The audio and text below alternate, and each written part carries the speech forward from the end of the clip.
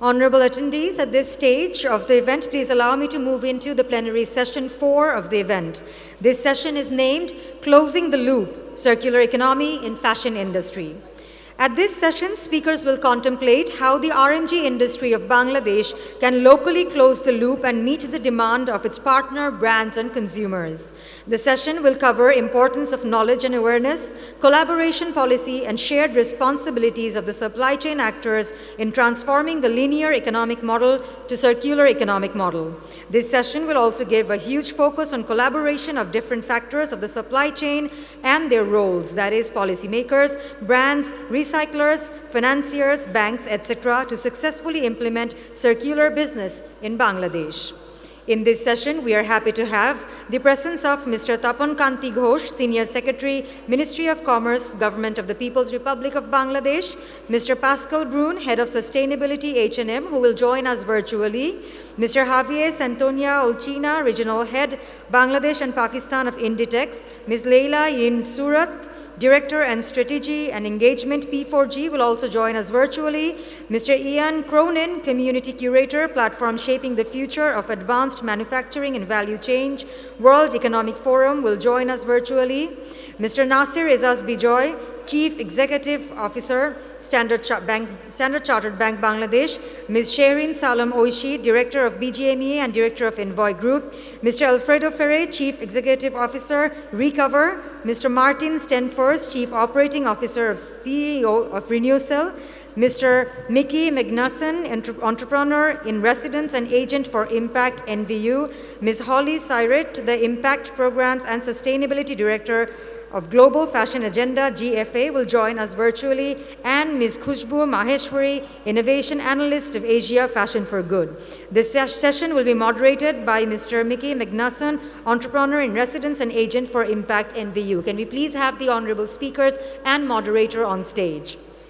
Yeah. So welcome everybody. I know this is a little bit graveyard hour, but it's also by far the most important and busiest panel that we have today. Closing the loop, or the road towards circularity, is one of the hottest potatoes in our industry. I think there's no industry in the world who has achieved so much, but there's a very clear ambition. I think also the Bangladesh ecosystem has shown remarkable development in the area. So it's super nice to be here and to speak to all of you. I have no idea on how we're going to do this in 45 minutes. So please, everybody, bear with me. The session that I'd like to do, and I know that you all have pre-read questions, and I was thinking about skipping them all and focus on two very basic questions. One, what have we learned so far in the transition to work circularity? And what of your learnings that you have made would give you the recommendations for further improvement? So what is needed or what is missing? Is that agreed? Can we do that? You have to nod, so it's okay. Speaking to first, you, sir, Mr. Tapan. Oh, sorry, speaking to you first. Yeah, Mr. Tapan Ghosh. As the legislator part here, would you share a little bit about the road towards circularity for the textile sector here, what you have learned, and what you see would be missing? Thank you very much, and dear fellow speakers and respected guests. Actually, I could not follow, the other sessions, so I may be out of, my statement might not fit that well, I don't know. But as I work in the Ministry of Commerce, and as we following for last few years what is happening in the fashion industry of Bangladesh, I can say something that Bangladesh fashion industry, particularly RMG textile, that it has gone very rapid transformation in the last 1 decade. So we have seen that in this industry, as the demand or as the influence has also come from the the buyer side, and also we always try to, be more compliant, increasingly compliant to the demands of the world or demand of the Western world particularly. So the RMG industry, the entrepreneurs, they have relentlessly worked to, comply with the new conventions, norms, and in that sense or in that perspective, I think we can consider the circularity or the circular economy, because it was a new concept, I should say, because in the 80s or when I was in the student of economics in the Dhaka University, we didn't hear anything about circular economy. It was a pure sort of market economy, supply, demand, and entrepreneur, all this capital. We know that in the garments industry or when a country goes through the preliminary level of transformation or industrialization, normally the industries they follow is a sort of polluting industry, like in the garments, in the leather sector, or in so many sectors. And as the economy got matured, they go for other industries, service industry or sophisticated manufacturing industry. So in this context, circular economy, I think it's a new idea, but it's really needed for sustainability, because in the process of fashion industry and in the first fashion industry, there is a lot of wastage we see, and people buy lot of products, a lot of clothings, and they use for a few days, they throw it away, and all the resources, because this world contains finite resources, and that we are wasting, we are using for the benefit of the people, for the use of the people, but in the process, we are exploiting the planet. So for the long-term sustainability, for the sustainability or the availability of the resources for our next generation, we must, conserve the resources. We must use the resource in a judicious way. So in that respect, Bangladesh, I think from the government, we are always mindful, and in the context of climate change and all these issues, Bangladesh is a pioneer. So in the environmental friendly, to set up environmental friendly industrialization and also the circular economy, we are studying, we are following always what is happening elsewhere and what is needed to be pursued in Bangladesh. So I think as we will feel to do or to regulate something or to make policy and also the legislation, we would be engaged with the stakeholders, with the industry people, with entrepreneurs, with the academician, and we will do whatever needed to formulate the required policy for the circular economy in the fashion industry. Thank you very much. Thank you. So, follow-up question. So, I know that Bangladesh is reporting on the national recycling rate levels. Pardon? Are you thinking about adding legislation to drive the recycling ratio higher? I couldn't hear the first part. What was it? So, can you hear me? Not clear. I know that you are reporting on your national recycling ratios. Bangladesh is one of the few countries who is actually doing that really well. Are you thinking about increasing that recycling ratio on a national level through legislation? Recycling. Yeah. Of course, we have an ambition, to make more recycling, but it is also cost, it is not that easy. And we see that the developed country, those who contain more recycling in the industrial process, that also incur high cost. So, and as we are trying to be more export oriented, so there needs the partnership.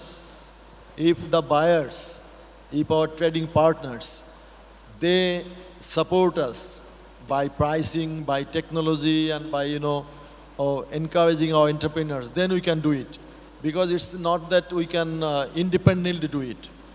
And the fashion industry, the garments industry, they are normally the buyers' industry. If we analyze the supply chain, how much money of a product remains in the country. Yeah. It is the mainly goes to the outside world. I think there has been some study by CPD of Bangladesh and other that only around 20% of the value remains in the country. 80% goes in the supply chain that falls outside the territory of the country. So, I mean, if we can force partnership with the buyers, with the technology suppliers, and in a broader sense with the trading partners, the country, then we can do it more recycling, more circular industry. So we need to have really good partnership.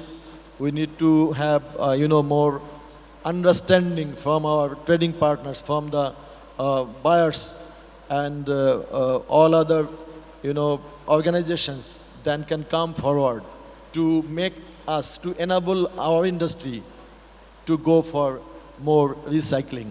Yeah. Thank you very much. Thank you. We are now shifting over the same questions to the virtual room of H&M, and hopefully we have Pascal on the line. What have you learned in the road to circularity, especially relevant for Bangladesh? And what would you see is missing, or what is needed? Great. Thanks for having me first. Well, so basically what we have learned that setting ambitious goals is what will move us forward. I mean, we can't do it with keeping business as usual. So we have ahead of us a transformation that needs to happen. And basically what science tells us today is that we need to halve our emission every decade. So we have started that journey in 2020. Halving our emission every decade will mean that we target net zero by 2040. And that's the challenge we have ahead of us. All of us, we need to embark on that challenge and really make sure that we have policy in place, we have goals in place and roadmap in place to achieve that. What I would like to say here as well, in the context of Bangladesh, I think Bangladesh is uniquely positioned to achieve this goal. And there are different reasons for that. But first, I want to share with you a dream I had a few years ago, where what if Bangladesh could become the largest exporter and producer of cotton in the world? Well, that sounds crazy when we talk about it like that. But what if the cotton then is recycled? Then it doesn't sound that crazy. And that opportunity is there for Bangladesh.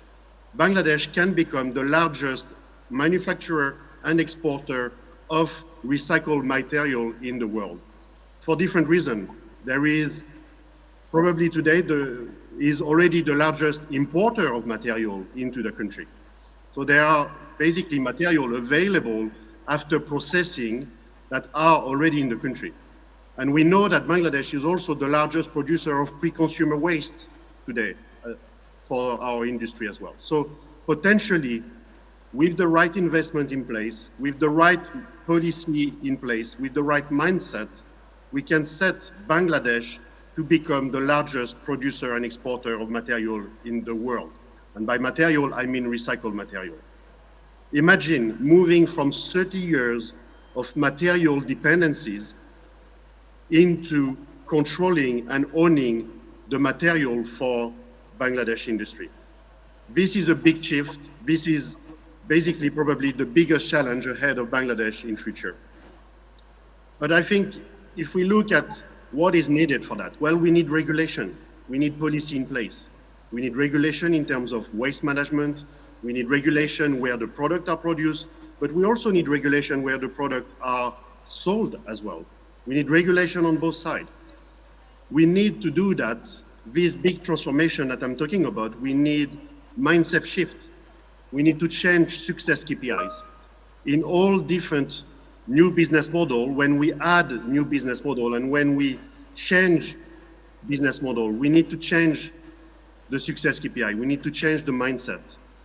And then lastly, I would say that we need to change also how collaboration are made. We need to work in partnership. We need to work in investment partnership. We need to invest heavily into partner companies, but heavily as well into technology.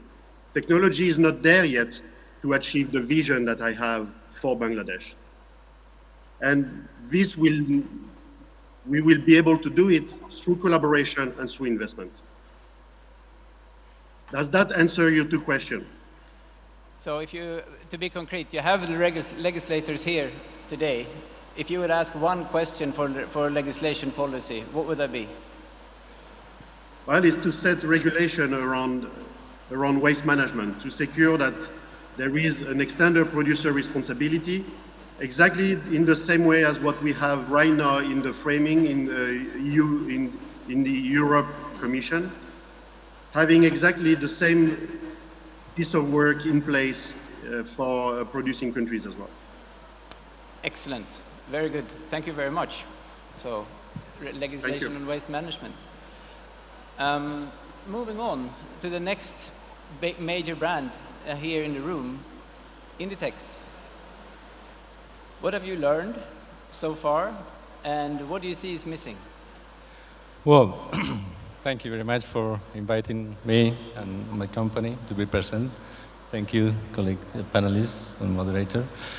Well, as you know, this is pretty new for everyone, and my colleague from H&M was very clear. I mean, we need to run all together because most of the cases, the private industry is moving ahead of the regulator or the policymakers in this case.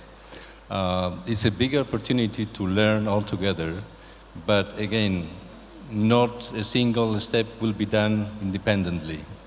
We need people from the regulators, from the financing industry, from the recycling industry, again, from the brands and retailers, to go all together. And the good thing is, at this point, Bangladesh is offering the right environment. This is a key part of the let's say, the topic. Again, nothing is done yet. There's a long way to run, but with the proper, associations and stakeholders and common goals, I think we can be benefited. In the case of Inditex, is again, I mean, not because of Inditex, or most of the retailers, we have very common sustainability goals. And we need to run on the same path, right? And again, from my experience also in the country, we were looking from day one to what we call vertical setups. So to have less influence on outsourcing from different countries, to have more control on the sourcing. So to be fully vertical was our goal, but now I can say that the real verticality nowadays is circularity. This should be our goal. And that's a great one.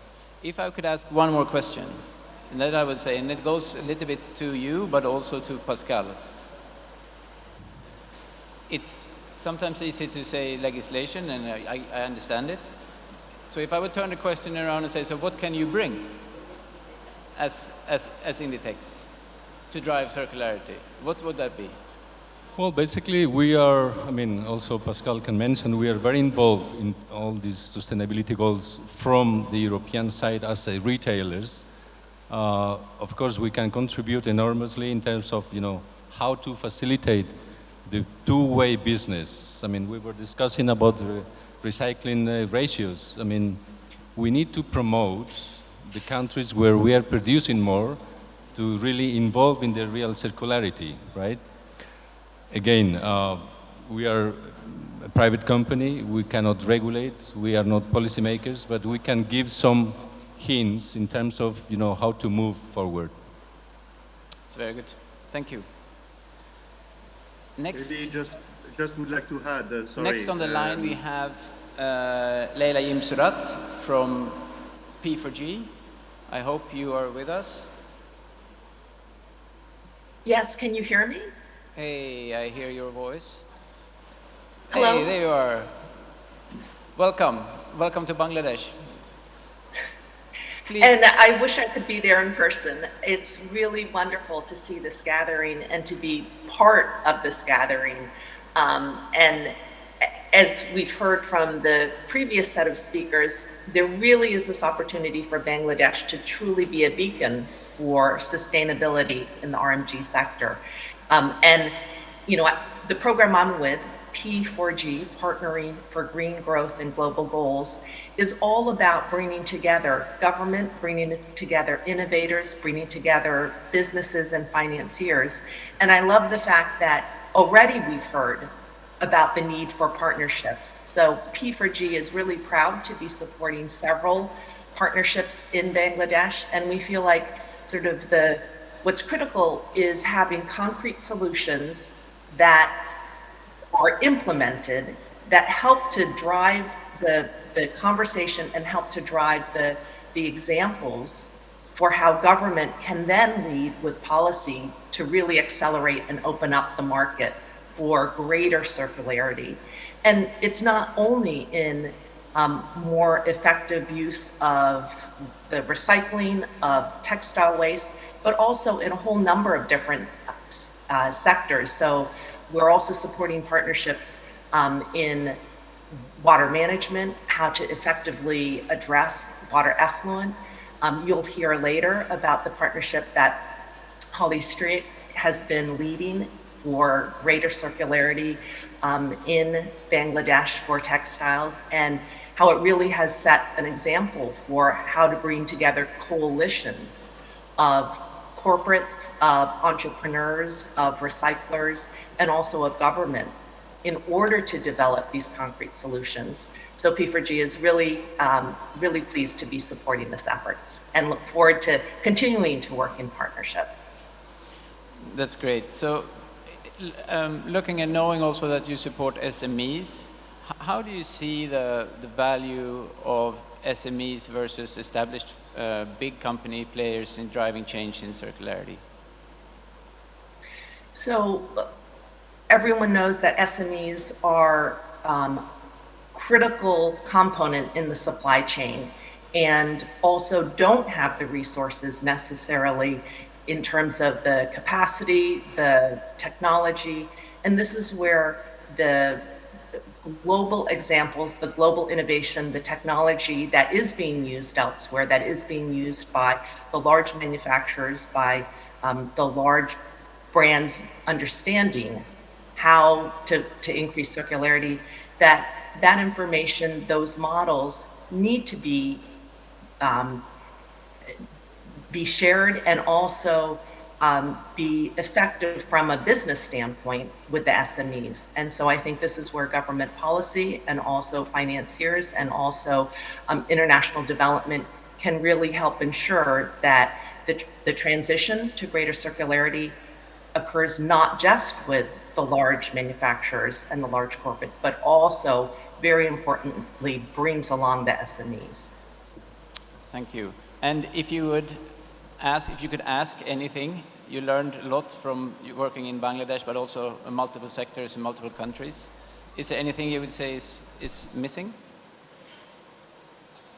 So I think it's truly this will to start with concrete policy initiatives.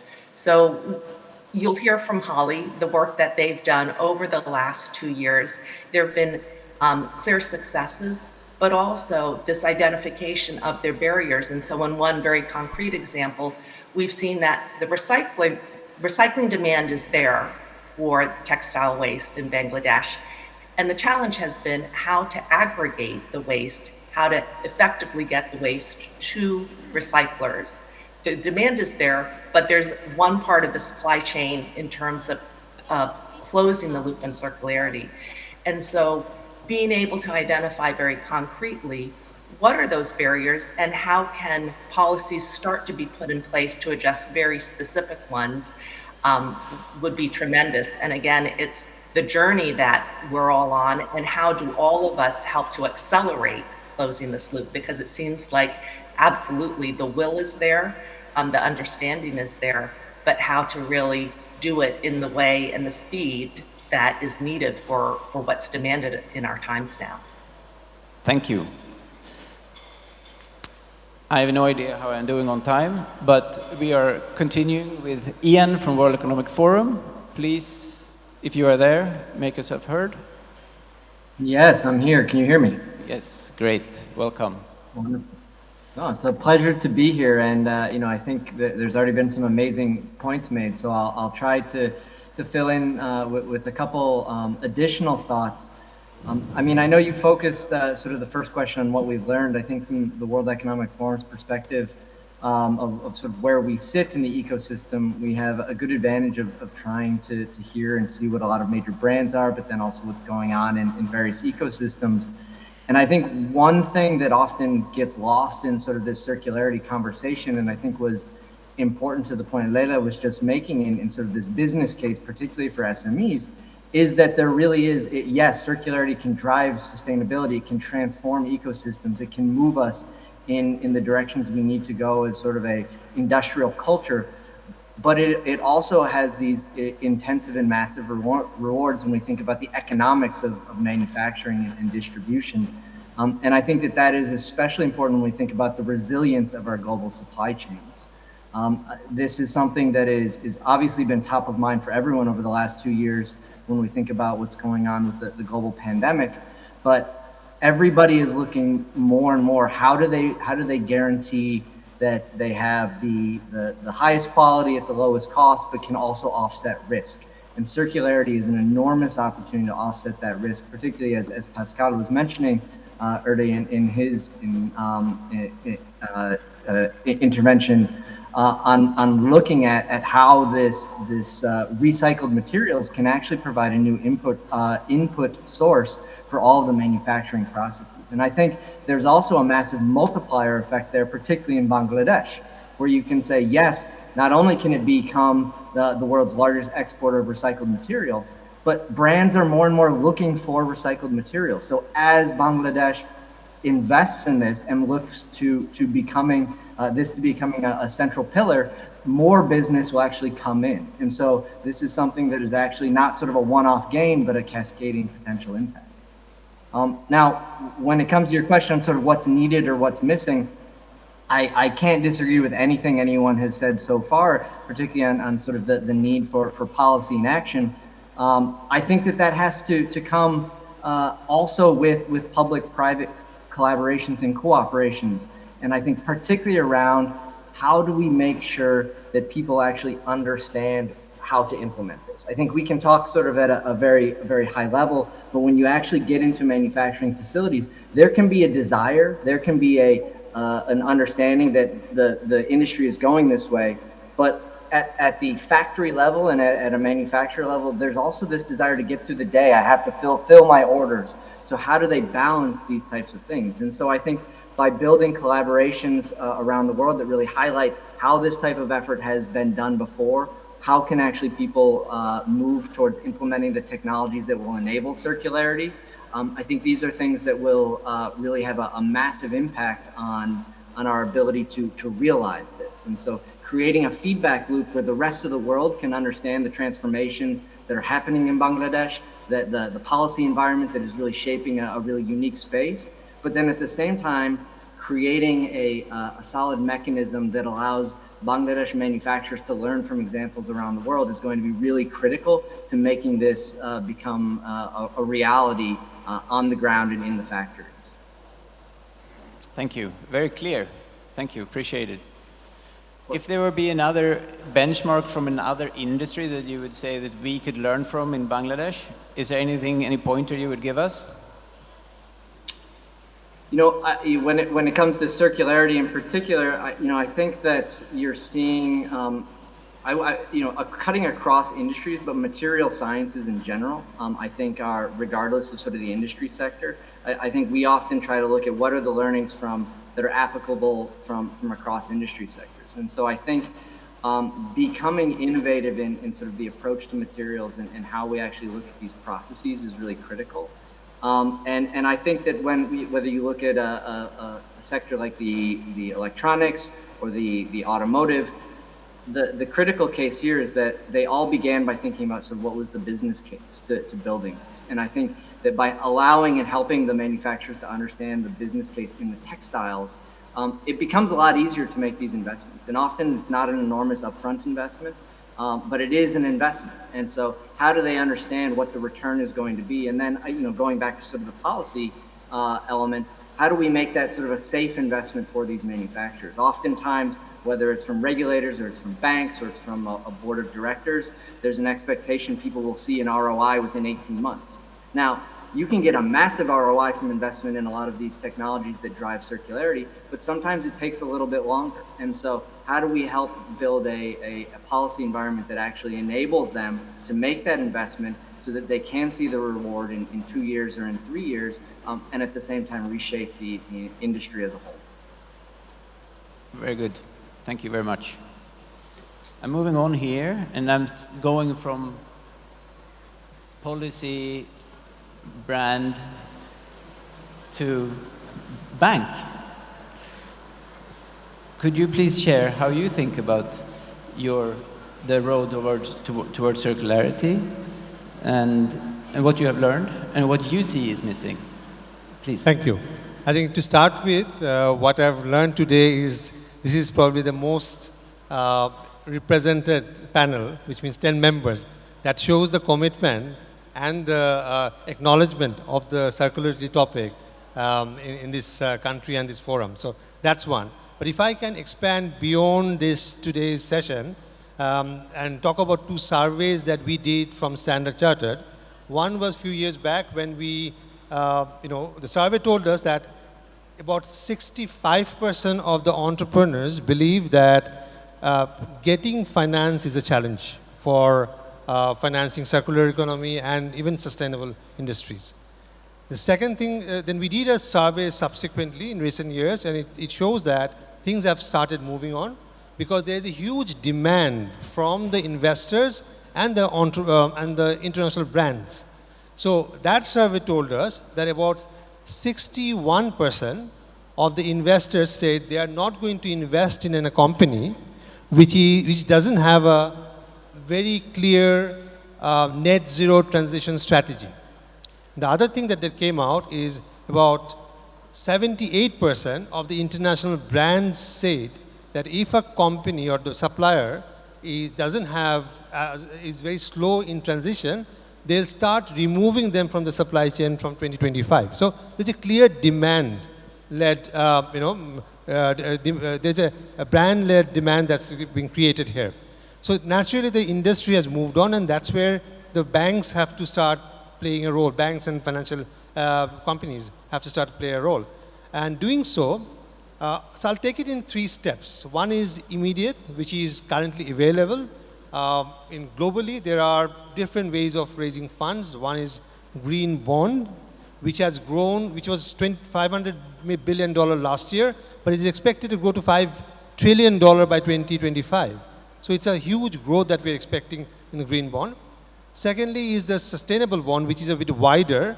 This is linked to the SDG goals. That is also growing very fast. It's already $900 billion. Apart from that, green loans, ESG-linked loans are there. The first 3 categories, these are actually project-specific, and it's already started in Bangladesh as well. We have done 2 green bonds in the country, 1 sustainable bond in the country. We have given quite a few green loans. But the new one is about ESG-linked, which is any purpose loan for corporate, but they will only get discounted pricing if they can meet the pre-agreed SDG goals in a certain timeline. So that is one developing area. There are other areas are in terms of getting risk participation, refinancing from impact fund or central bank. Central bank already has something. That's immediate, which is already on the go. The second or medium term will be, there's already an ecosystem, or rather a system of collection. You know, in circular economy, the waste needs to be collected and even and sent back to the user, right? So that is already happening in the garments, textiles industry. It's also happening in the paper industry, in PET bottle industry. But it needs to actually brought to a kind of a structured platform, so that the aggregators can actually get financing. Once the aggregators are on the platform, there is a clarity of the availability of the sources and the quantum and the cost. Then it'll be easier for the banks to finance. As our previous panel, Bikash's CEO mentioned, there are a lot of algorithms which is being used to finance them. So that is absolutely possible to finance the ecosystem. And once the aggregator is there, you can also do a asset-backed securitization based on his future cash flows, right? So these are the things that can come in medium term. But more interestingly, how do you subsidize the cost, the increased cost that has happened? You know, it's always about scale, chicken and egg, which comes first, right? Once you have the scale, the cost goes down. Now, to bring the cost down in the interim period, the one way of doing it is using the carbon credit. Now, there are, if I remember correctly, there are 5-6 carbon exchanges all over the world. But this is an opportunity which can happen in future, where the process needs to start in the country. Like, we have to have a regulatory framework to allow carbon trading. Then you have to have this, the accredited agencies which can validate and assess and determine the units of carbon credit that you're going to get. Then you will have to go to a brokerage who will, do the trading, and that proceed can be used to offset the additional costs. So that is the thing. And even on that particular, banks can not only facilitate, but also provide positions or provide financing against that, right? So there are multiple ways of doing it. So I think it's pretty clear, but from you as a banker, looking at the industry, what do you see, what can we do better? So as I said, the short, medium, long-term plans that I've said, I think this is something that we should take seriously on boarded. We should work with the regulator and other stakeholders to ensure that we can do. It cannot be done alone. It has to be done collectively. So we need to work on this ecosystem and platform to work on this. All right. Thank you. Thank you very much. There's a few more people. I think next is BGMA and Shirin. So what have you learned about circularity journey so far as an organization, and hello, what are we going to do? Thank you for the question, and thank you for having me as a participant in this distinguished discussion. Of course, as Mr. Bijoy has mentioned, this is one of those discussions where we have the most participants, so of course one that is obviously looked after. So rather than just I would like to rephrase the question a bit, if that is so. Rather than just stating what we have learned, I would like to state why we have learned it so. Rather talking from a perspective of a manufacturer and belonging from an organization. So from both sides, I would like to speak.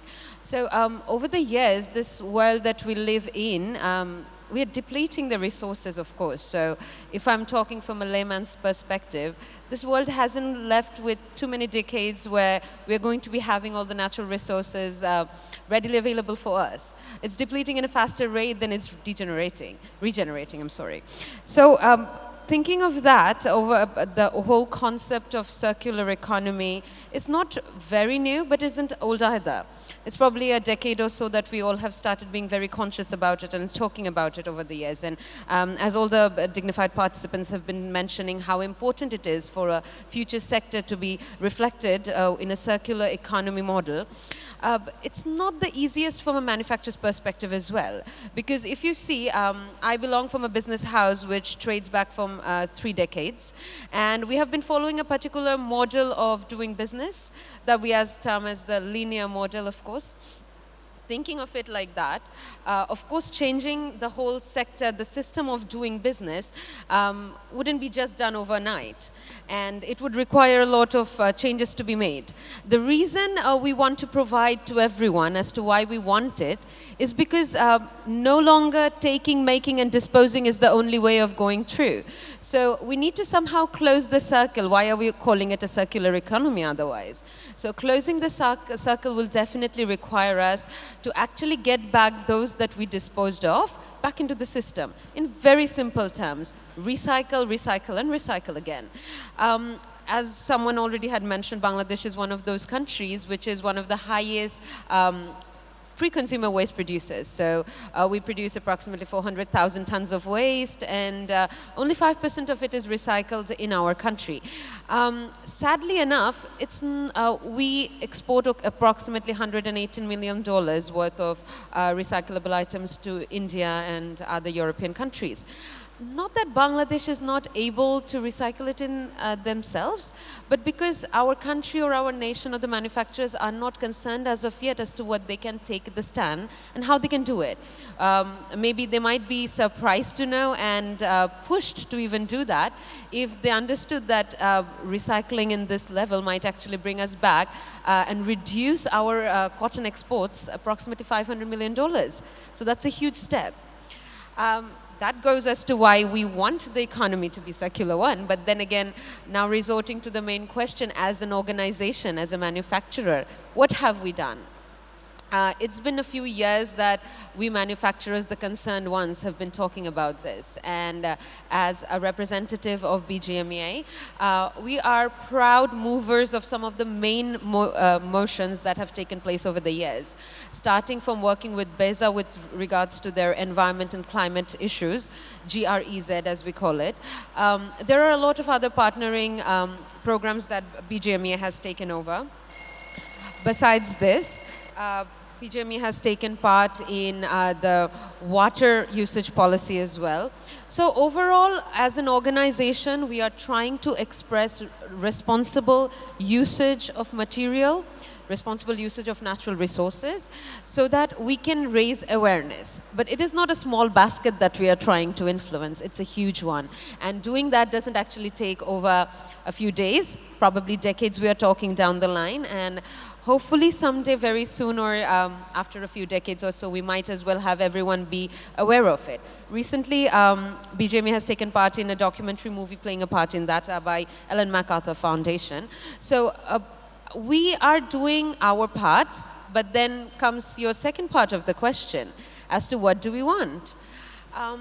As manufacturers, as probably as an organization, we have other partners, stakeholders in this industry who shall play key roles. The first and the foremost would be creating a very strong local platform. A platform where this whole circular economy can be revolved around with all the other important stakeholders, including the waste producers, the waste converters, the spinners, the garment and manufacturers. It has to be a strong platform, the reason being there needs to be a connection and a dialogue between all the stakeholders. Once called out, everyone needs to come out on the same voice, on the same page, that we are missing at the moment. The only reason is being because there is no connection there. Apart from this, of course, there is a few advocacy required. An extensive training session of how the circular economy can be brought about and how this can actually enhance the quality of production, the future, the enhancement of production, and everything for all the manufacturers is very important.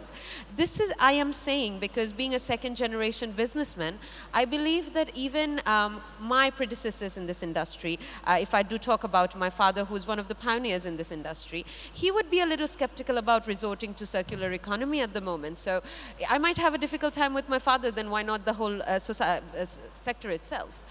Apart from that, the advocacy session should increase a little bit more about increasing and implementing circular financial services. We had bankers over here, of course, the request extends to every one of them as well, because, you know, everyone would definitely think and look at their pockets before they actually resort to a change in their whole system of production. So this would be another big step for us. Apart from that, we would like to involve and introduce the major recyclers around the world to be brought back to Bangladesh. This could actually involve us and provide us an opportunity to find the potential of this industry and further get into some joint ventures maybe. Initially, these shall actually enhance our potential and allow us to work more on how this sector could actually develop. Lastly, but not the least, we are always talking about how manufacturers can help, how the banks can help, and how the buyers can help. But a main key role must be played by the government itself.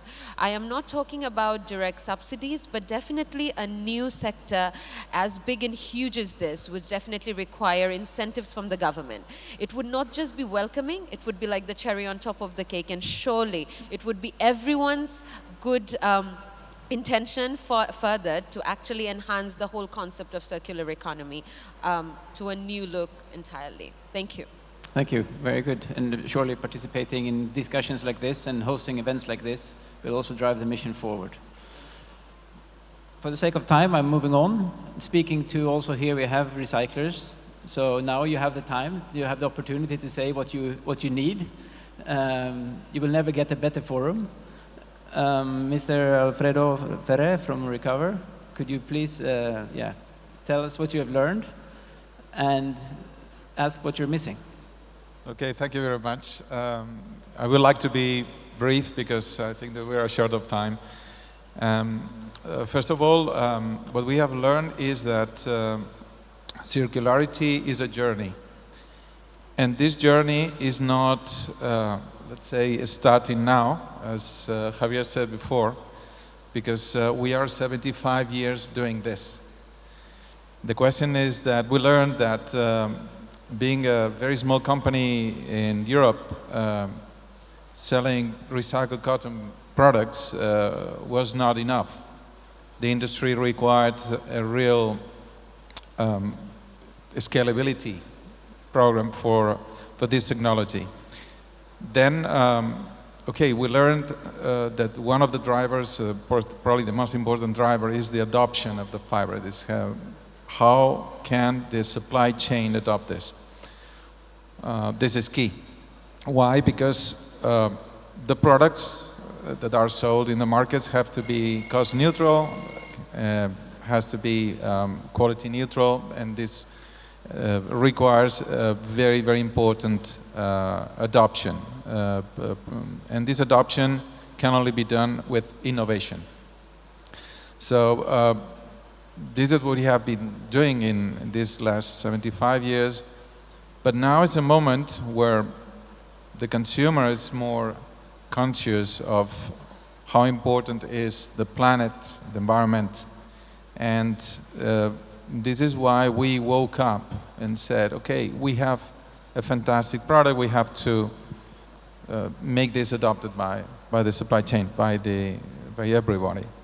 So the consumer normally comes through the brand retailers. They had a quite interesting ESG agenda, and with our solution, they said, yeah, why don't we start producing?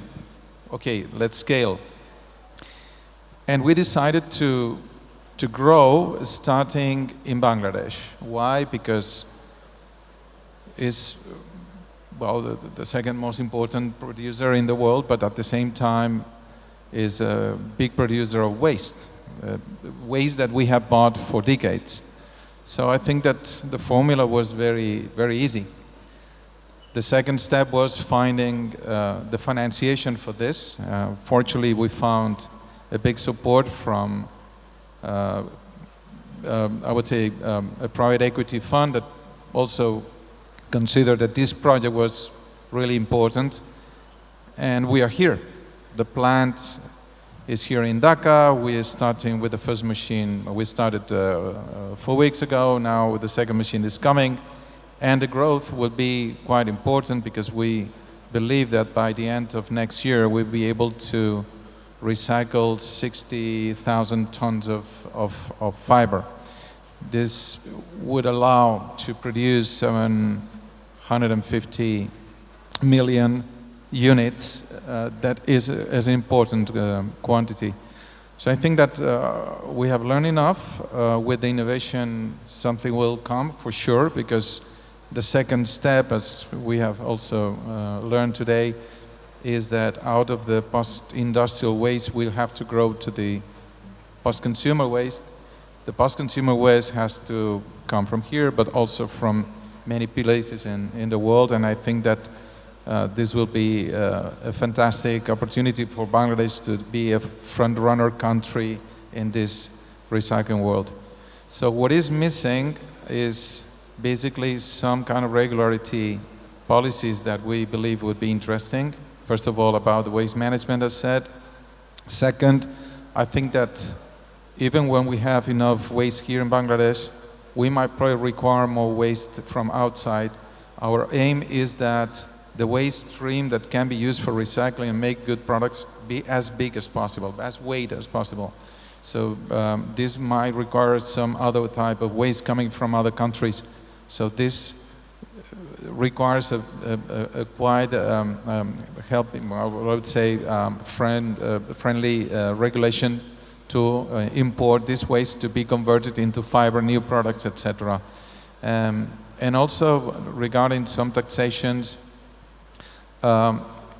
it's, I would say, is very unfair, if we want to be cost neutral, that importing certain recycled fibers to the country could be paying more taxes, or even taxes when, let's say, that some virgin materials are not paying these taxes. So I think that it will be very important that, at least from the tax perspective, the recycled products are tax neutral. I think that basically is what we would require, and as the Professor McDonough from the United States, the inventor of the term cradle to cradle, that is quite famous and familiar for us, he said that this journey will grow at the speed of trust.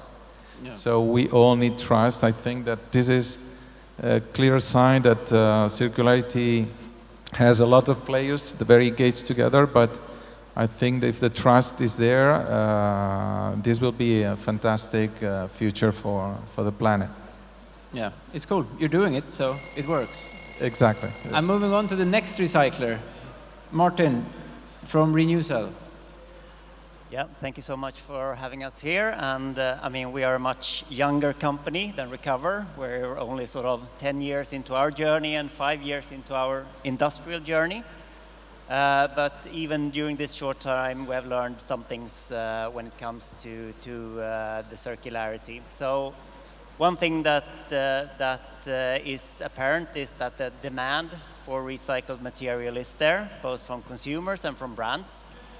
And at the same time, both we and Recover have proven that it's possible to finance the scale-up of these types of technology. We use a slightly different technology than Recover, so we're a chemical recycler of cotton-rich material, which is a complementary technology. And sort of things that we see that is missing in this space today. As mentioned earlier also, since we trade in waste, and there is quite a lot globally, at least quite a lot of regulation around this, and tariffs sort of preventing waste being shipped to different countries, which is a good thing in itself. But it could become a problem if it sort of hinders recycling operations. And also one thing that is missing today is more companies like Renewcell and Recover that are actually scaling these technologies. So for the fashion industry to have sort of a ecosystem that can tackle most of the different fiber types, because as you know, there is a lot of different blends and materials that are not possible to recycle today. So I'm hoping that we have more colleagues in the business of recycling when it comes to synthetic fibers and when it comes to blended material as well, to create the ecosystem that will sort of truly scale the recyclability and recycling in the industry from the less than 1% to, I don't know, if I'm bold, 5% in the coming 10 years or something like that. So, yeah. It's a good target. And what would you need to scale? So, I mean, for us, if I'm just sort of looking into Renewcell, it's just continue to what we're doing. So, I mean, to build these recycling technologies, you have to invest in sort of hardware, steel, pipes, industrial machinery, and it takes time, and it costs money. So, time and money is what we need. Yeah, so funding and volumes, collaboration. All right, thank you very much. Moving on, so one of the partners who have been conveying partnerships here is the Global Fashion Agenda. And I think I have Holly on the line. Yes, I'm here. I hear you. So would you please share some learnings, what you have learned about driving circularity here in Bangladesh, and what would you say is missing? Sure, thank you. And I really appreciate the opportunity to contribute today and wish I was there in person, hopefully soon will be. So through Global Fashion Agenda and a consortium together with the Bangladesh Garment Manufacturers and Exporters Association, Reverse Resources and a supported P4G, we realised a project called the Circular Fashion Partnership.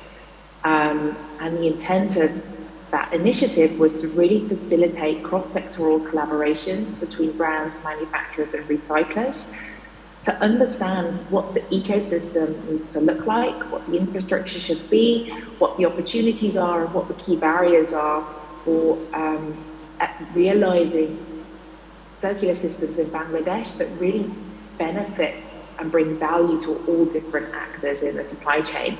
At GFA, we really believe in the potential of circular business models to help us reach a net positive industry, so an industry that takes, which puts back more into society, the environment and the economy than it takes out.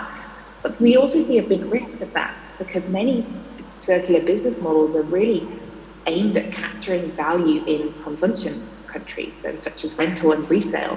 So we believe to transition to a system that will really transform our industry and benefit us all, we need to create a collaboration to redesign it, because I believe we'd be fools to try and design a system in the same way that we already have with different outputs.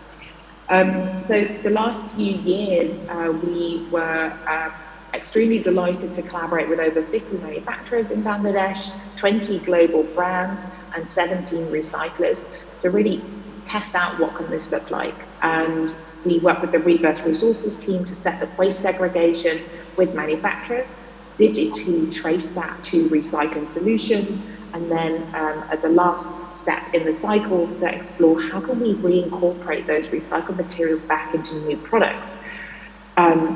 What did we learn? That there's a huge potential and to reflect on what many speakers have said today, a huge global brand from demand from fashion brands to purchase recycled materials and to do that at the source of production.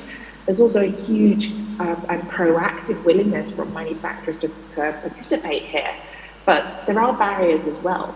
So if I could call out one specific barrier that I believe is currently preventing reach scale, it's really how we can create a system that also includes actors that are often informal right now. So for instance, waste collectors need to be part of a new circular system and really benefit from that. And what we realized in the past year of the Circular Fashion Partnership, that in some circumstances, manufacturers weren't able to fully participate because they didn't have full control of their waste streams. So we see to really scale recycling capacity and make Renewcells and Recovers work easier and to scale as well, we need secure feedstock. So we need access to this extremely valuable 100% cotton and high cotton rich materials to go to the recyclers to reach scale. And with that supply and global brand demand, I believe there's such incredible potential. And we just ran a few figures last year, and estimated that we could reduce virgin cotton imports by 15%, saving over $750 million annually. But we need to do it in collaboration, and we need to ensure that we bring in all different actors currently in the system, but also in the future, because jobs will be changing. New players will be involved, and we feel we all have a responsibility to do that together. Thank you. So on the collaboration learning, is there anything that you would recommend to enhance or how to speed up, so to say? Time. I guess one recommendation is really dialogue, coming together with the same vision. For instance, between brands and recyclers, we found sometimes it's like speaking very different languages together.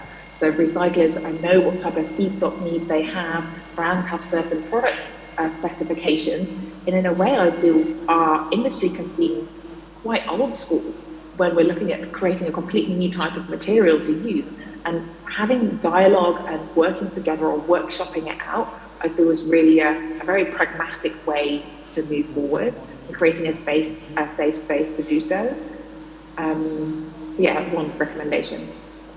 All right, clear. I think we are running out of time. I want to sum up, or I actually want to ask you to sum up. You want to sum up? Is it perfect sum up from Fashion for Good? Khushbu? Yeah, thank you, Miki. I would also like to share about what we do at Fashion for Good and how we can contribute towards a more circular industry. So our mission at Fashion for Good is to unite the entire ecosystem, starting from brands, suppliers to consumer, to come together to collaborate and drive the industry towards circularity. And we support multiple disruptive innovators in their journey to in their journey to actually scale and decarbonize the industry itself. So we are working with multiple brands. We are working with funders like Good Fashion Fund, Loudest Foundation, and also several innovators and suppliers. And I believe that Bangladesh, being one of the largest apparel exporters and one of the largest manufacturing hub, we can implement these technologies starting from materials to CMT and even at the end of use space, and also worker empowerment, traceability, digitization. And here I would like to also give a few examples of the innovations that we work with. So we are working with innovations in the natural dyeing processes, and you might be able to go and check out KB Call Sciences and T. Hughes that are also presenting a booth here. They are producing natural dyes and sort of substituting the chemical dyes itself. Then we also work with, in the end of use side, we already heard about some amazing work that is being done by RenewCell and Recover itself, but we are also supporting different innovators in the recycler industry, also mapping side and also sorting technologies. Then definitely traceability is something that we sort of promote in this industry. So there's a technology called Textile Genesis who is working on trying to understand, trace the sustainable fibers across the supply chain. So there are multiple innovations that exist now, and they are more at a mature level, but something that is missing is that we need suppliers, manufacturers, especially from the garment industry, from RMG industry, to implement these technologies, to pilot with these technologies, so that we can try to understand where we are lacking, what all are the challenges, and of course in support of the funders and policy makers. So it was really great to be part of this panel, and it's wonderful to see that multiple stakeholders are coming together to work across it. But it's been a long bell, so I'll just hand it over to you, Mickey. Thank you. I think it's pretty clear that we have to conclude. Thank you, everybody, for participating. I think it's clear volume is there, demand is there, funding is almost there, legislation is almost there. So it looks like we have a bright future ahead of us. Thank you very much for participating, and also for those online. Appreciate it. Thank you.